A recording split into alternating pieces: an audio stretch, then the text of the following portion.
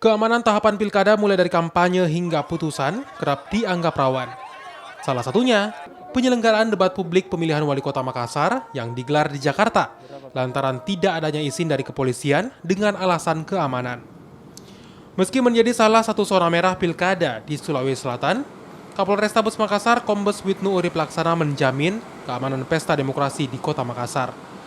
Sebanyak 2.000 lebih personil disiapkan untuk menjamin keamanan tahapan pilkada, mulai dari pencoblosan, perhitungan suara, hingga putusan hasil pilkada. Selain jaminan keamanan, aparat kepolisian juga melarang pengumpulan massa.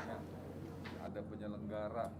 Tadi saya sudah utarakan ya, di dalam rakor hari ini, kebetulan saya didampingi oleh Pak PJ Wali Kota dan Pak Dandi, bahwa saya selaku Kapolrestabes beserta jajaran siap menjaga keselamatan dan menjaga keamanan jalannya proses Pilwali Kota Makassar, terutama dalam rangka nanti kita mempersiapkan tahapan pemungutan suara dan penghitungan suara.